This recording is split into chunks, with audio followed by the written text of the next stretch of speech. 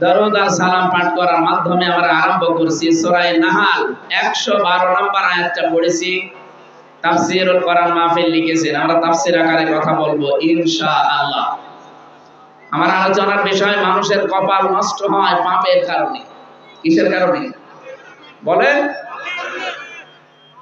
রব্বুল আলামিন বলেন আমা সাবাকুম মিন মুসিবাতিন ফাবিমা কাসাবাত আইদিন নাস ইলা আখিরি আয়াত।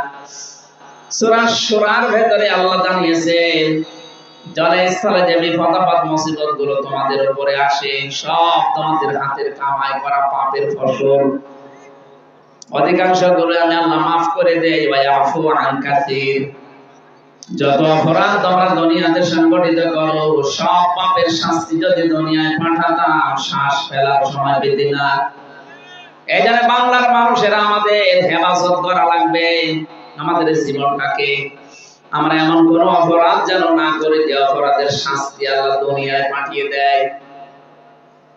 বিশ্বনবীকে যেদিন তিনি নিয়ে উঠছিলেন ফেরেশতা জিবরাইল, মেরাজে যাওয়ার সময় তিনি আসমানের দিকে তাকিয়ে দেখলেন কালো কালো পিপীলিকা উঠতেছে। এটা তাফসীরে কাবীরের থেকে বলছি, পিপীলিকা উঠতেছে কালো কালো, আবার কিছু কালো কালো পিপীলিকা নামতেছে। নবীজি জিজ্ঞাসা করলেন ইয়া আখি জিবরাইল, ভাই জিবরাইল এগুলো যে ওঠে নামে কি? ফেরেশতা বলে হে রাসূল, আমার উম্মতের ভেতরে যারা অপরাধ করে গুনাহগুলো উঠতেছে আল্লাহর কাছে। আর ওই যে কালো কালো পিপীলিকা নামে গোনার বদৌলতে আল্লাহ আযাব পাঠাচ্ছে তাদের উপরে। মুফাসসির লিখেছেন এই পৃথিবীতে যে ধরনের গুনাহ করে অপরাধ করে ওই অপরাধটা আল্লাহ তুলে নেয় উপরে। ওই অপরাধের যতটুকু শাস্তি হয় আল্লাহ দুনিয়ায় তার জীবনে গজব করে পাঠিয়ে দেয়। তাহলে এখান থেকে আমি কি নিলাম? আমার শিক্ষা দেওয়ার বিষয়ে আমি এমন কোন অপরাধ যেন না করি ওই অপরাধের শাস্তি দুনিয়ায় নাযিল হলে আমি টিকতে পারি না। এই আয়াতের ব্যাখ্যায় আমি পেয়েছি সূরা নমল 52 নম্বর আয়াতটা 19 নম্বর পারা 20 নম্বর পৃষ্ঠা 7 নম্বর লাইনে আছে। এটা তাফসীরে কাবীরে আছে ফাতিলকা বুয়ুতুহুম খাবিয়াতাম বিমা যালামু ইন্না ফি যালিকা লাআয়াতান লিকাওমিন ইয়ালামুন। বলেন আল্লাহু আকবার। বুয়ুতুহুম বাইতুন দেয়নি বুয়ুত বহু বছর। তিলকার আগে ফা আছে, আল্লাহ যেন তার আঙ্গুল দিয়ে ভাবে আমাদেরকে দেখাচ্ছেন এই সেই ঘরগুলো। এই সেই এই জবাব দেন না, এই সেই ঘরগুলো খাবিয়াতান আমি জনশূন্য করে দিয়েছি, পরিত্যক্ত বানিয়ে দিয়েছি বিমা যালামু তাদের জুলুমের কারণে। আয়াতটা যদি লূত আলাইহিস সালামের জামানার ঘটনা কেন্দ্রিক নাযিল করা, আমার তো মনে হচ্ছে 2024 সালের 5 আগস্টের বিকাল 5টার সময় আল্লাহ নতুন করে আবার নাযিল করেছে। আল্লাহ যেন হাত দিয়ে বাংলার মানুষকে দেখাচ্ছেন এই সেই ঘর, এই সেই ঘর যেগুলো আমি জুলুম করার কারণে জনশূন্য করে দিয়েছি। এটা যে কত বাস্তব তার প্রমাণ কুষ্টিয়ার হানিফ সাহেবের বাড়ি, এই ইনাদের এমপি টগর মিয়ার বাড়ি। আপনি যে দেখেন এখন পরিত্যক্ত হয়ে গেছে, জনশূন্য। আমার মনে হয় জিন ভূত ওখানে থাকতে ভয় পায়, কারণ কোন টয়লেট এখন একটা টয়লেট হয়ে গেছে। বিমা যালামু এদের জুলুমের কারণে এই বাড়িগুলো থেকে দুর্বিসন্ধি করত, জুলুম করত। কাকে কাকে সকালে মিথ্যা মামলা দিয়ে ধরিয়ে দেবেন, কার জীবনটা নষ্ট করবে মিথ্যা সাক্ষী দিয়ে ঘর থেকে ষড়যন্ত্র করত বসে বসে। আল্লাহ বলেন যত জায়গায় এগুলো হয়েছে ওই জালেম শুধু না, জালেমদের বাড়ি ঘর পর্যন্ত অভিশপ্ত বানিয়ে দিয়েছি। আমি 630টা থানার খবর জানি বাংলাদেশে, প্রায় থানায় আমি গেছি। এই 3.5 মাসের ভেতরে দেখতে পেয়েছি অধিকাংশ জালিমের বাড়ি ঘর আর আল্লাহ রাখেন নাই, সবগুলো উজাড় গৃহ বানিয়ে দিয়েছে। এখন এগুলো বানিয়েছে কে? না না, ফাকুতিয়া দাবিরুল কওমিল লাযিনা যালামু আলহামদুলিল্লাহি রাব্বিল আলামিন।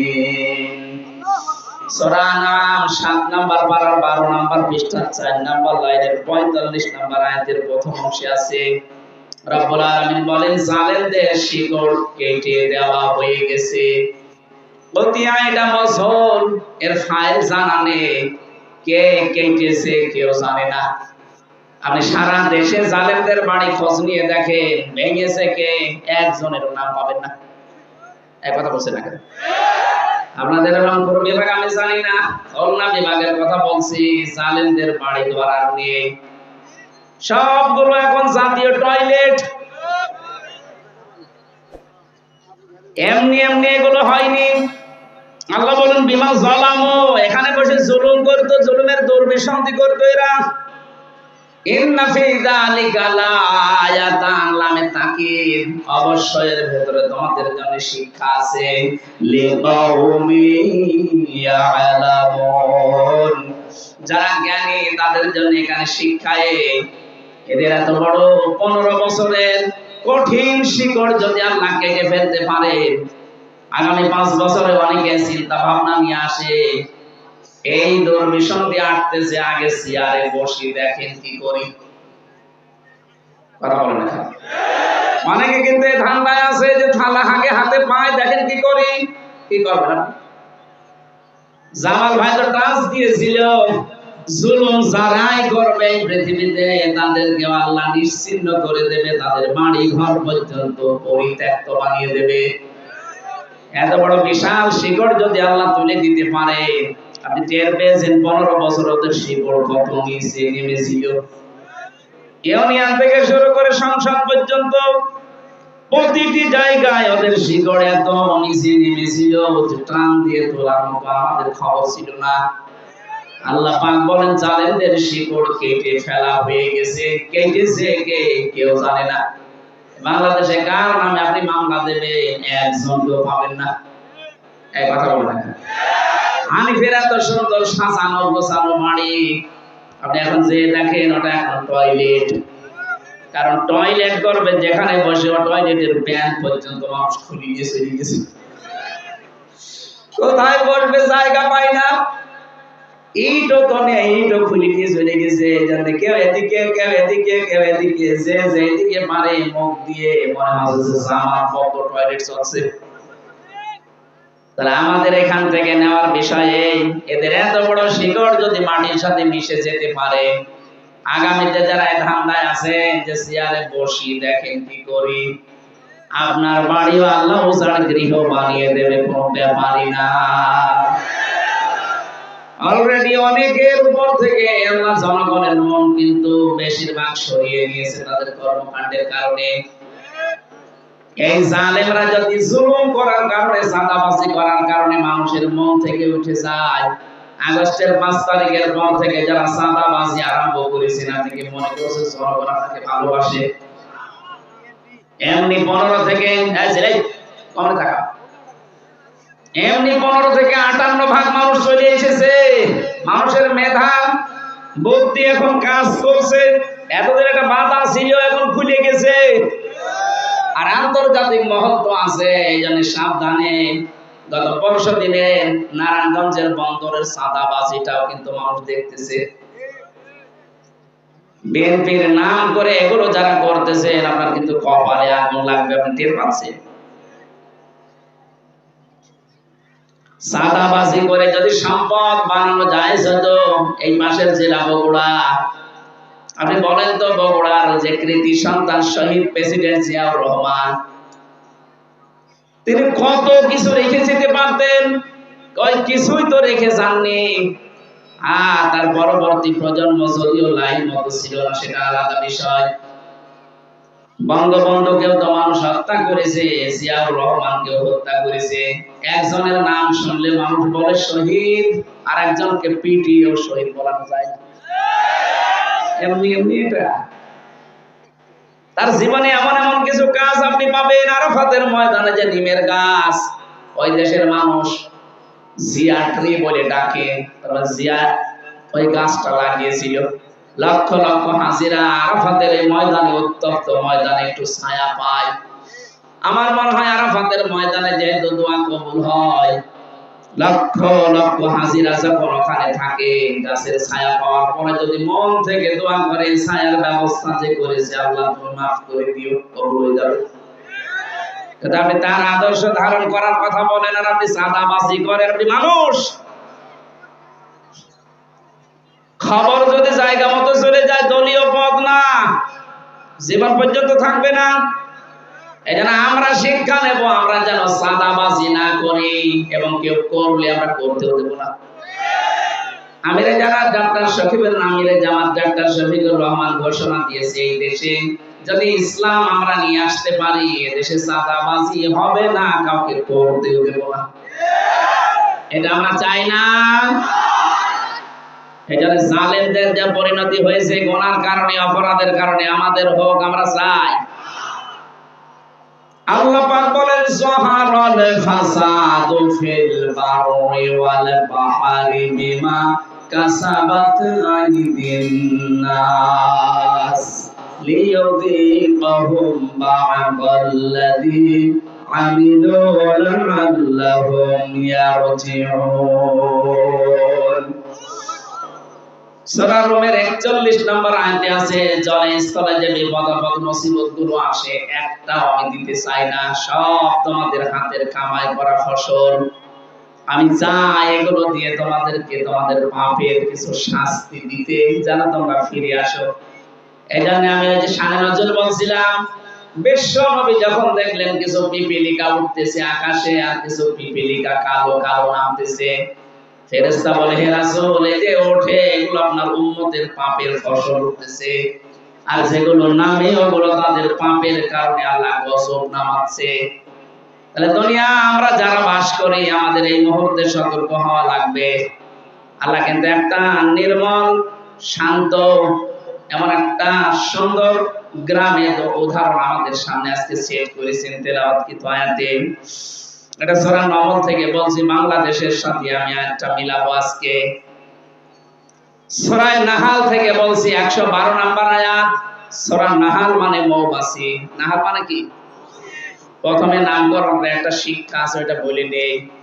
68 নাম্বার আয়াতে পাবেন, ওয়াউহা রাব্বুকা ইলান নাহলি আনিত্তাখিযি মিনাল জিবালি বুয়ুতা ওয়া মিনাশ শাজারি ওয়া মিম্মা ইয়া'রিশুন। আল্লাহ পাক বলেন, আমি মৌমাছির প্রতি ওহী করেছিলাম শুধু একবার, যে 3 জায়গায় বাসা বাঁধবা তোমরা, নিজেদের ঘর বাড়ি বাঁধবা 3 জায়গায় মাত্র, পাহাড়ের চূড়ায়, গাছের ডালে, আর মানুষের ঘরের চালে বা কার্নিশের ছাদে। নবী আপনি দেখবেন এই 3টা জায়গা ছাড়া আজ পর্যন্ত মৌমাছিরা কোনো জায়গায় বাসা বাঁধে না, কিয়ামত পর্যন্ত বাঁধবেও না। আমার প্রশ্ন হচ্ছে, মৌমাছিদের আল্লাহ আদেশ করেছে কয়দিন? কথা বলেন।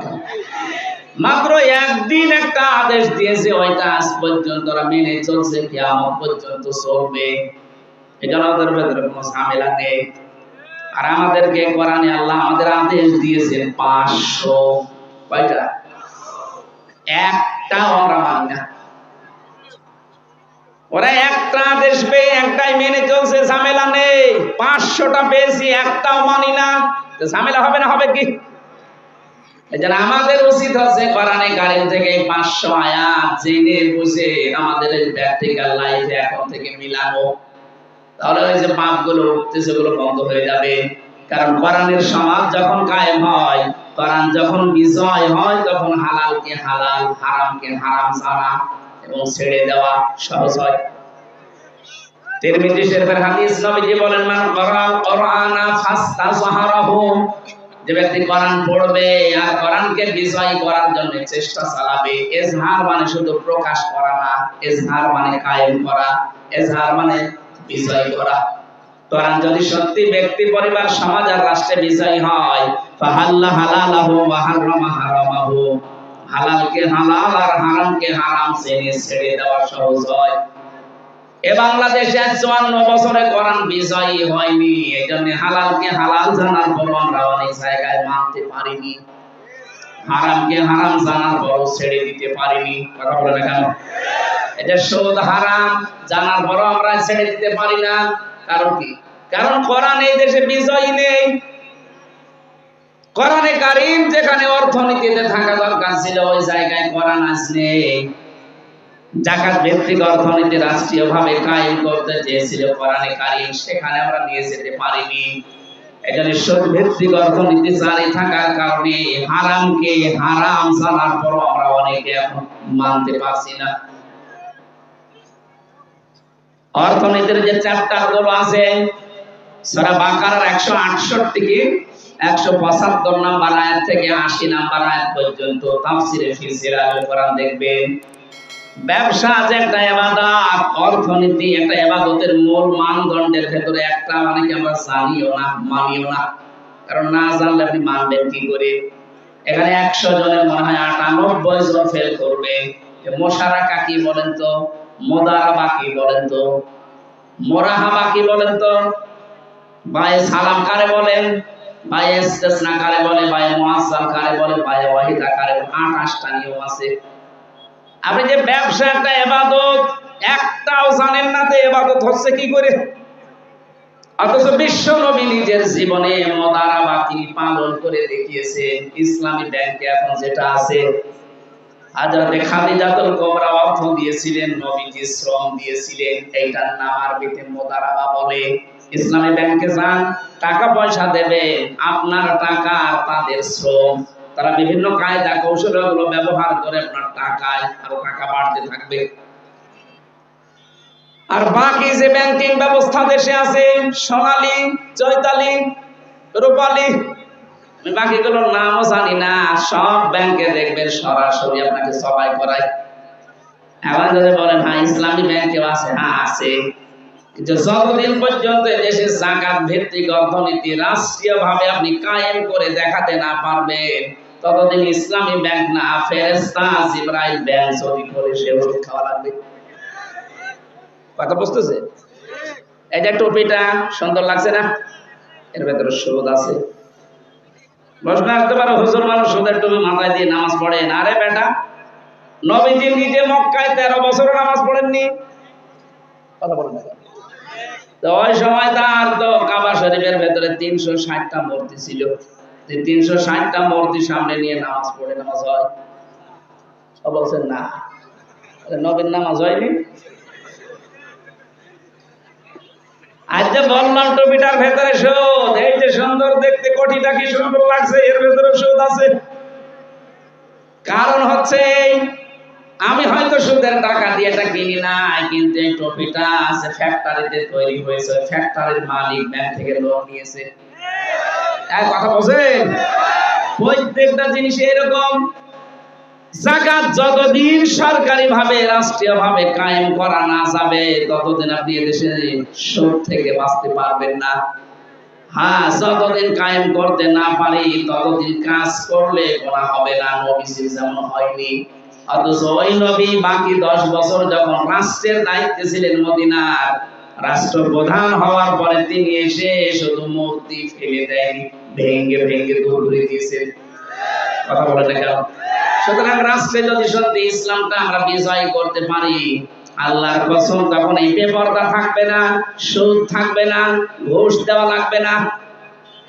বৈষম্য বিরোধী ছাত্র আন্দোলন যারা করেছিল তারা দেওয়ালে দেওয়ালে লিখন লিখেছে, ঘুষ যদি কেউ চায় তার হাত ভেঙে দেওয়া হবে। এটা যদি কায়েম হয়ে যায় কেমন হবে বলেন তো? বৈষম্য বিরোধী ছাত্র আন্দোলন আমি 9টা দফা দেখেছি, তার 3টা প্রথম দফায় আমি দেখেছি সূরা কোরআনের এই সূরা নাহলের 90 নম্বর আয়াতের প্রথম 3টা বিষয়ের সাথে তারা মিল দেখেছে। 1 নম্বরে ওরা বলেছিল উইয়ান জাস্টিস, ন্যায় বিচার কায়েম করতে চেয়েছিল না? আল্লাহ এই নির্দেশই 90 নম্বর আয়াতে প্রথম দিয়েছেন, ইন্নাল্লাহা ইয়া'মুরু বিল আদলি, অবশ্যই আল্লাহ নির্দেশ দিচ্ছে তোমরা ন্যায় বিচার কায়েম করো।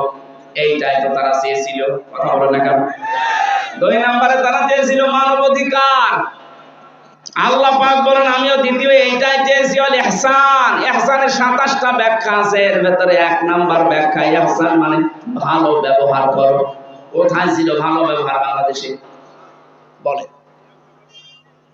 ভালো ব্যবহার করবে কাদের সাথে? নবীজি যুদ্ধবন্দী যারা তাদের সাথেও খারাপ আচরণ করেননি, ভালো ব্যবহার করে তাদের মন জয় করে ফেলেছিলেন। হযরত সুমামা বিন ওয়াসালের জীবনটা পড়ে দেখবেন কি ব্যবহার করেছিলেন। অথচ আমরা তো যুদ্ধবন্দী ছিলাম না, আমরা ছিলাম কারাবন্দী, তাও অবৈধভাবে। কথা বলছেন কি আচরণ করলেন আপনি? 24 ঘন্টা আমার মতো একটা চিকন মানুষকে আপনি তালা লাগিয়ে রাখতেন, তাও ফাঁসির কন্ডেম ছেলের ভেতরে। কি করেছিলাম আমি? আপনার মেয়ের দিকে তাকিয়েছি কোনোদিন? আর আপনার যে মেয়ে, ও ছাতার দিকে তাকানো যায়? জামাই কন্ট্রোল করতে পারছে না, আমরা কি করব? আর ওর দিকে তাকিয়ে করবো কি? তো 4-5টা ছেলে মেয়ে, মা দেখার মতো হলে না, এই একবার একটু না, আমি এটা আর বলবো না। একবার এক রশ্মিকার নাম হইলে মুসিবতে আছে। আমি যেটা বলতে চাচ্ছি, আপনি কোন কারণে একটা কারাবন্দির সাথে এটা করলেন? নবীজি জীবনে যুদ্ধবন্দির সাথে এটা করেননি। ইহসান কোথায় পেয়েছেন? এই কারণেই তো জনগণ নেমে পড়েছে রাস্তায়, যে আমরা মানব অধিকার চাই, আমরা মানবতা চাই। 3 নম্বরে তারা বলেছেন আমরা বৈষম্য মুক্ত বাংলাদেশ গড়তে চাই। এটা 3 নম্বরে আল্লাহ দিয়েছেন, ওয়া ইতাইদিল কুরবা। এই আয়াতে আমি 3টা পেয়েছি, আর সূরা নহলের ভেতরে পেয়েছি আরো 3টা, আর বাকি 3টা আমি এখনো পাইনি। হয়তো বাস্তবতা দেখে তারা বানিয়েছে। এই 9টা বিষয় তারা এমনি এমনি দেয়নি। সত্যি যদি বাংলাদেশে এগুলো আমরা কায়েম করতে পারি, যার জন্য আবু সাইদের রংপুরের জীবন দিয়ে গেল, মধ্য ইয়ামিন রায়হান ফয়সাল বিথি সহ প্রায় 2732 জন ভাই বোন জীবন দিয়েছে। এদের এই রক্তের ঋণ শোধ করতে হলে অবশ্যই তাদের যে দফাগুলো ছিল এগুলো আমাদের এখন বাস্তবে দেখানো দরকার। এটা নিয়ে এখন ষড়যন্ত্র হচ্ছে। আমার ভাইরা রংপুরবাসী, যে কথাটা বলতে চাচ্ছিলাম আপনাদের, আমাদের অপরাধ বাদ দেওয়া লাগবে। যে যেখানে আছি ওই জায়গায় আপনারা থামবেন, নয়তো আল্লাহ পাক দুনিয়াতে যে আযাবগুলো পাঠাবেন, একটা আদেশও যেহেতু আমরা মানছি না। আমি তো অর্থনীতির কিছু ক্লাস দিয়েছিলাম, আমার সাবজেক্ট যদি আজকে অর্থনীতির উপরে থাকতো তাহলে 28টা বিষয় একটা একটা করে আমরা বলতে পারতাম। কত মানুষ এখানে মনেই করে না যে এটা সুদ। টাকা ছেড়ে রাখে, টাকা আসে না, এই এলাকায় নেই। 1000 টাকা দেয়, মাসে মাসে আরো 200 টাকা করে বেশি পায়। 1100 হোক, হ্যাঁ বলেন তো এটা সুদ? বলেন না কেন? আর সুদের নিম্ন গুনাহ মায়ের সাথে 33 বার জিনা করা, আর বড় গুনাহ আল্লাহ রাসূলের সাথে যুদ্ধ ঘোষণা দেওয়া। আপনি নিজের মায়ের সাথে 33 বার জিনা করে আসেন আর নামাজে দাঁড়ান, আপনার নামাজ নীতি আল্লাহ বয়ে গেছে কি? সুতরাং যারা টাকা ছেড়ে রাখেন, টাকা আসে, ব্যবসায় আছেন, এই মুহূর্তে ব্যবসা বাদ দেওয়া লাগবে। কারা কারা এটা বাদ দিয়ে দেবেন? হাত তোলেন তো। এই যে এলাকায় আছে, হ্যাঁ ঠিক আছে ভাই, ছেড়ে এটা যেহেতু আছে এলাকায়, আশা করছি ছেড়ে দেবেন। ছেড়ে দেবেন তো ইনশাআল্লাহ? মৌমাছির এই নামকরণ থেকে কথাগুলো নিয়ে এসেছিলাম। একটা আদেশ পেয়ে তারা মানতেছে, কিয়ামত পর্যন্ত মানবে, এই জন্য কোনো ভেজালে তারা পড়ে না। আমাদের আল্লাহ দয়া করে 500 আদেশ দিয়েছিলেন, একটাও আমরা মানতে পারি নাই, এই জন্য আমরা এত ভেজালে আছি। এখন থেকে আমরা আল্লাহর যে একটা গ্রামের উদাহরণ আমাদের সামনে দিয়ে শিক্ষা দিতে চাচ্ছেন, এটা দেখি আমাদের এই বাংলাদেশের সাথে মেলে কিনা। ওয়ারাবাল্লাহু মাসালান কারিয়াতান কানাত আমিনাতাম মুতমাইন্না। আল্লাহ পাক বলেন একটা গ্রামের উদাহরণ দিলাম, উপমা দিলাম। কি ছিল সেই গ্রাম? 2টা জিনিস আমি ওই গ্রামে রেখেছিলাম। 1 নম্বরে সেখানে আমানা ছিল, শান্তি ছিল। দুই নম্বরে মুতমাইন্না, নিশ্চিন্তে বাস করা যেত। তাফসীরে ইবনে কাসিরের ভেতরে এই কানাত আমিনাতান মুতমাইন্নাতান এই দুইটা শব্দের ব্যাখ্যায় তারা অধিকাংশ মুফাসসির দিয়েছেন এটা কাবা শরীফের এলাকা। কাবার এলাকাতে আল্লাহ এত শান্তি স্বস্তি নিরাপত্তা দিয়ে রেখেছিলেন, ওর বাইরে যেখানে যাবেন সেখানে হট্টগোল মারামারি চাঁদাবাজি খুন খারাপি চিন্তায়, কিন্তু কাবার এরিয়াকে আল্লাহ এমন ভাবে নিরাপত্তা দিয়েছিলেন ওমান দাখালাহু কানা আমিনা। রব্বুল আলামিন বলেন কাবায় যারা প্রবেশ করে তাদেরকে নিরাপত্তা আমি আল্লাহ দিয়ে দেই। এবার আপনি বলেন তো বাংলাদেশ কি কাবা শরীফ? বলেন বলেন। এটা কাবা থেকে 6010 কিলোমিটার দূর। এই দেশকে যদি আমরা নিরাপত্তার চাদরে ঢেকে রাখতে চাই, মাস্ট বি আমাদেরকে কাবায় যেটা চলে ওইটা এখানে কায়েম করা লাগবে। কাবায় কি চলে? কাবায় সব চাইতে বড় বিষয় হচ্ছে কাবা আশপাশে কোনো শিরক আপনি পাবেন না। এখানে যে জাতির ভেতরে শিরিক উঠে যায়, শিরিক থাকে না, ওই জাতি আল্লাহর কাছ থেকে নিরাপত্তা পাওয়ার হকদার হয়ে যায়।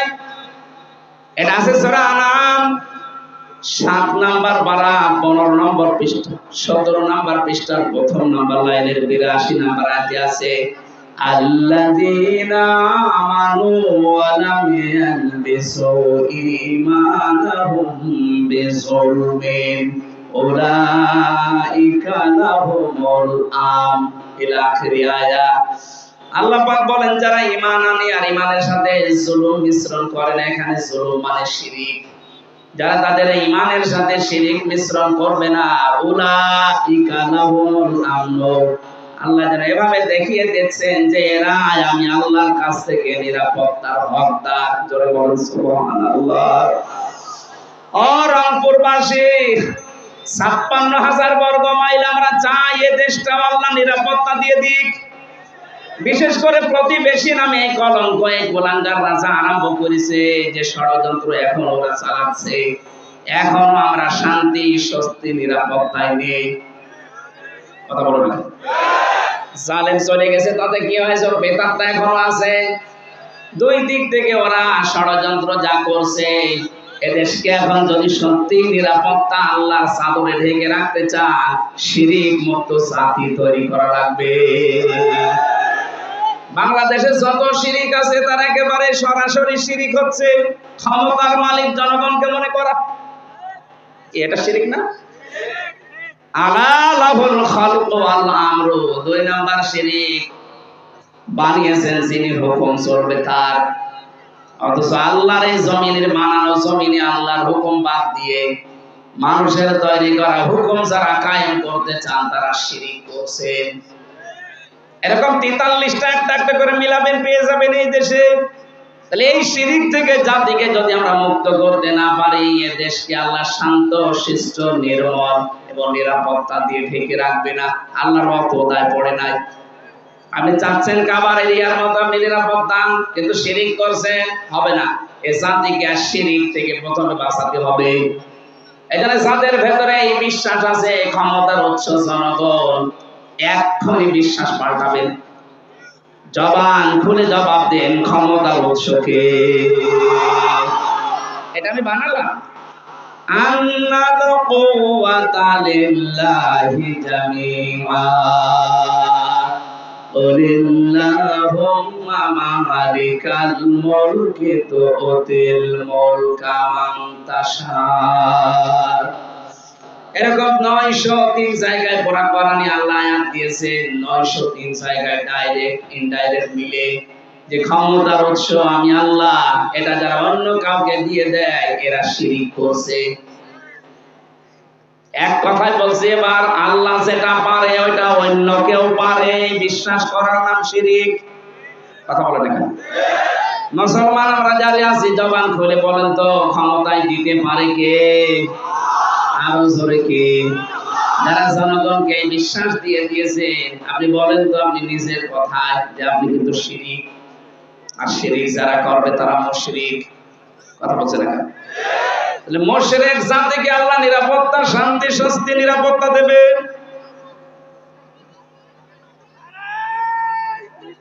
এই আন্দাজে লাফাচ্ছেন কেন? রংপুরবাসী, আমি আমার মূল কথা কিন্তু বলে ফেলেছি। এই দেশকে যদি আমরা কাবার মতো নিরাপত্তার চাদরে ঢেকে রাখতে চাই, সবাই একমত হওয়া লাগবে, দেশ থেকে আমরা শিরিক তুলে দেব। এই 15.5 বছরে এইটা ওরা চেষ্টা করেছিল। বাবার নাম দিয়ে বলে হোক, পীরের নামে হোক, খাজার নামে হোক, বিভিন্ন নামে তারা এদেশে শিরিক এমন ভাবে গাড়ার চেষ্টা করেছিল, আল্লাহ মনে হয় নিজের হাতে কন্ট্রোল করেছেন, পারে নাই। যে অবস্থায় এখন আমরা আছি, এই জাতির ভেতরে কিয়ামতের আগে যেন শিরিক বদ্ধমূল হতে না পারে, চেষ্টা করা লাগবে। তাহলে এই দেশকে উলাইকা লাহুমুল আমনু, এরাই হচ্ছে শান্তি, স্বস্তি, নিরাপত্তার হকদার। বলেন আল্লাহু আকবার। আল্লাহ বলেন এমন একটা গ্রাম ছিল যে গ্রামে শান্তি ছিল, স্বস্তি ছিল, নিরাপত্তা ছিল, নিশ্চিন্তে চাষ করা যেত।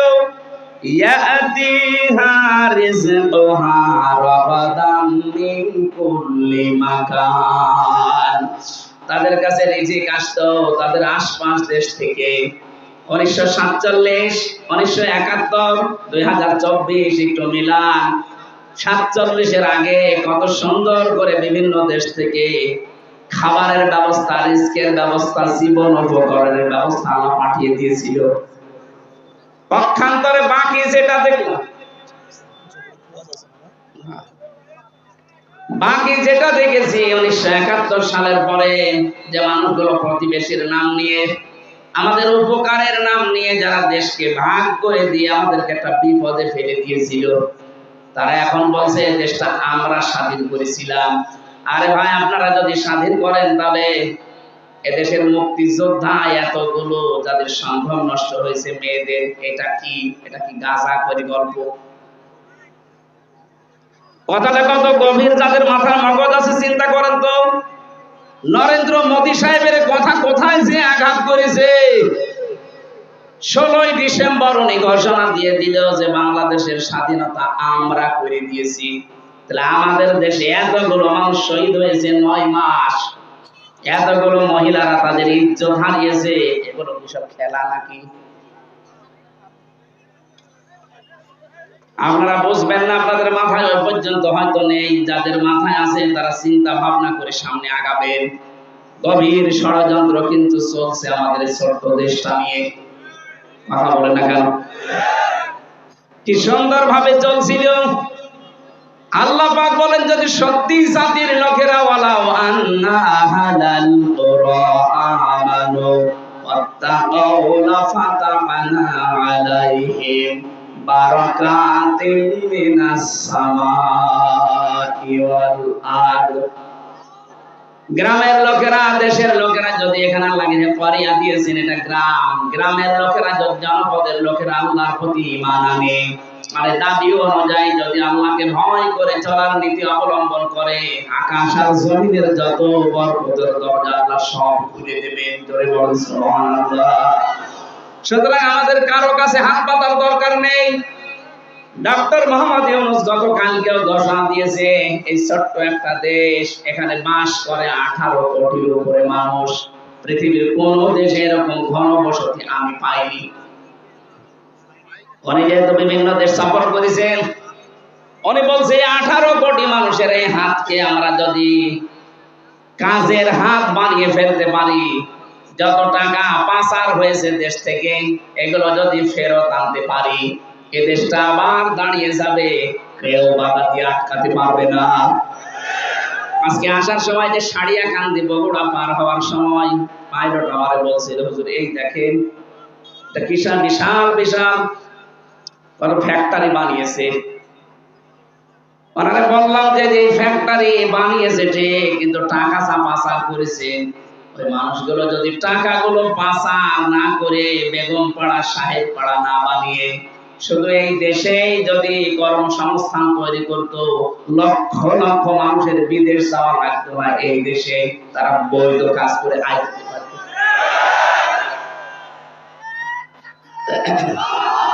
এই কথা বুঝতে দিন। কি করলেন আপনি টাকাগুলো বাইরে গিয়ে? বাইরে তো গিয়েছিলাম কিছুদিন আগে, মালয়েশিয়া, সিঙ্গাপুর আপনি বানিয়েছেন, ওখানে সাহেব পাড়া, কানাডায় বানিয়েছেন বেগম পাড়া, কি হচ্ছে পড়ে আছে এখন। এতগুলো টাকা আপনি সেখানে ফেলে রাখলেন। একটা মূর্খ মানুষও বোঝে যে টাকা এক জায়গায় ফেলে রাখলে ওটা একটা কাগজ, ওটা যদি আপনি কাজে লাগান 10টা মানুষের কর্মসংস্থান তৈরি হবে, 10টা মানুষের পরিবার চলবে, আল্লাহর আরশ আপনার উপরে খুশি হয়ে যাবে। এই দরবেশ মার্কা মানুষগুলোকে কথাও বোঝে নাই। এতগুলো টাকা পাচার করে দেশকে আপনি ঋণের একটা বোঝা দিয়ে গেলেন। এই দেশে এখন যদি কেউ জন্ম নেয় তার মাথার উপরে 1,10,000 টাকা ঋণ। ও এখনো পেট থেকে আসতেই পারলো না, তার মাথার উপরে ঋণ 1,10,000 টাকা। কি দিয়ে গেলেন দেশটাকে, আর বলে আমরা রোল মডেল বানিয়েছি। রোল মডেল বানিয়েছেন আপনি, ঋণের রোল মডেল। যতগুলো প্রতিষ্ঠান বানিয়েছে দেশে প্রত্যেকটা প্রতিষ্ঠানে যা ধার করেছে, এখনো ধার শোধ দিতে আমাদের ঘটি মাটি বিক্রি করা লাগবে। এই জন্য ইউনূস সাহেব আমাদের হাতকে কাজের হাত বানাতে ওর চেষ্টা চালাচ্ছে। আমরা এই হাত কোনোদিন আর মানুষের কাছে এভাবে পাতবো না, এই হাত আমরা এভাবে মানুষকে দিতে আরম্ভ করব, কিন্তু সেই জায়গায় আমাদেরকে পৌঁছাতে হবে। 18 কোটি মানুষের হাতগুলো 36 কোটি হাত যদি কাজের হাত হয়ে যায়। আরে ভাই, সিঙ্গাপুরে দেখলাম ছোট্ট একটা দেশ, রংপুর যত বড় এর অর্ধেকও হবে না। সিঙ্গাপুর মাত্র এদিকে ওদিকে 43 কিলোমিটার শেষ, এতটুকু একটা দেশ, অথচ বিশ্বের ভেতরে এখন তালিকায় তারা 2 নম্বরে আছে উন্নতিতে। কেন? এই জন্য আছে কারণ প্রত্যেকে তাদের কাজের হাত। আমরা কাজের হাত বানাতে পারি না, ভিক্ষার হাত বানাই।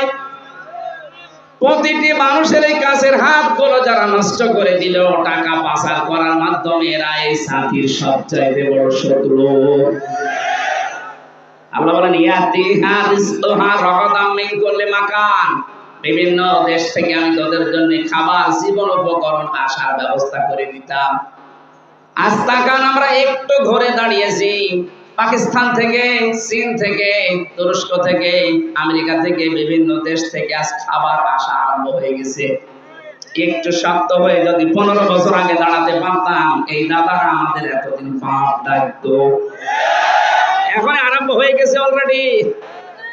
ওদের 2 জনকে আজকেও পিটিয়ে, ভারতে ওদের নিজেদের লোক 2 জনকে পিটিয়ে হাসপাতালের আইসিইউতে ভর্তি করেছে। তোদের কথার কারণে বাংলাদেশের লোক এখন আলু নেয় না, পেঁয়াজ নেয় না, সব বর্ডারে পৌঁছেছে। পরশুদিন ডোনাল্ড ট্রাম্প সাহেব বলেছে, দেখেছেন, বলেছে আমি জানুয়ারির 20 তারিখে ওত নেব, শপথ নেব, ভারতীয় আছে আমার আমেরিকায় 16 লাখ, এদেরকে সব তাড়িয়ে দেব। আমার মনে হয় মোদি দাদার ধুতি এখন সামলাতে পারবে কিনা আল্লাহ জানে। আমাদের চট্টগ্রাম নিয়ে নেবে, আপনি নিজেরটা ঠেকান, 7 সিস্টার থাকে কিনা। ওই 16 লাখ যদি চলে আসে, এদেশের মানুষের ব্যবসা যদি পাকিস্তান, চীন, তুরস্কের সাথে আরম্ভ হয়ে যায়, আরম্ভ করবে, ঘোষণা অলরেডি দিয়ে দিয়েছে যে তোদের সাথে আমাদের কোনো ব্যবসা নেই। ওরা মনে করেছিল আমরা ওদের কাছে ভিক্ষা চাই, আমরা যে টাকা দিয়ে কিনে নিতাম এইটা ওরা ভাবতো না, মনে হচ্ছে ভিক্ষা দিত। এবার ঠেলা টের পাবে। কথা বলে না কেন? ওরা আমাদের চিকিৎসা দেবে না, কোনো দরকার নেই ওদের চিকিৎসা যাওয়া। আমরা আহ্বান জানাচ্ছি বাংলাদেশ সরকার, যিনি এখন দায়িত্বে আছেন, উপদেষ্টা, এদেশের প্রতিটি মানুষের কাছে 2 টাকা 5 টাকা করে কালেকশন করেন। অন্তত 5টা আন্তর্জাতিক মানের হাসপাতাল বাংলাদেশের 8টা বিভাগ মিলে বানিয়ে দেন। কাউকে অন্তত এই কুলাঙ্গারদের কাছে যাওয়া লাগবে না। যত টাকা আমাদের কাছে ওরা চিকিৎসার নামে নেয়, ওই জায়গায় না আছে, এখন থেকে দরকার হয় থাইল্যান্ডে যাবে, সিঙ্গাপুরে যাবে, দরকার আরো যে সমস্ত দেশ আছে উন্নত, সেখানে যাবেন, কোনো দরকার নেই দেশে যাওয়ার। এরা আমাদের কলিজা মসজিদ ভেঙে মন্দির বানাচ্ছে। আমার তো মনে হচ্ছে কাবা শরীফের মতো এদের মতো আবার গজব নাজিল হয় কিনা এদেশে আল্লাহ জানে। কারণ ওরা তো আমার গায়ে হাত দেয়নি, দিয়েছে আল্লাহর ঘর কাবা শরীফের মতো মসজিদগুলো। কথা বলেন, কাবা হচ্ছে ইঞ্জিন, আর এই মসজিদগুলো সব তার বগি। কাবা যদি আল্লাহর ঘর হয়, এই রংপুর মিঠাপুকুরের মসজিদ কার ঘর? আরো জোরে বলেন। এই মসজিদ নির্মাণের জন্য এরা চেষ্টা চালাচ্ছে মনে হয় নাকি? পূর্ণ নির্মাণের উদ্যোগ নিয়েছে, আবার কিয়ামত পর্যন্ত এই মসজিদ এখানে থাকবে। হযরত জিবরাইল পাথর ইব্রাহিম নবীকে দিয়েছিলেন, উনি পাথরটা নিয়ে এভাবে ফিকে মেরেছিলেন। জিবরাইল ওইটা নিয়ে তামাম দুনিয়া যত এরিয়া আছে সব জায়গায় ছিটিয়েছে, যেখানে যেখানে পড়েছে সেখানে একটা আল্লাহর ঘর তৈরি হয়ে গেছে। এখনো যেখানে হয়নি কিয়ামতের আগে ওখানে হবে। সুতরাং এই মসজিদ অবশ্যই এখানে জিবরাইলের পাথর পড়েছে, নয়তো মসজিদ হতো না। এরা যেহেতু উদ্যোগ নিয়েছে আবার পুনর্নির্মাণ করার জন্য, আপনার যেন 5টা টাকা হলো মসজিদে থাকে। আপনার অর্থ যদি মসজিদের কাছে কোরআন প্রচারে যদি ব্যয় না হয়, তো কি করবেন? টাকা নিয়ে কবরে যাবেন? যার জন্য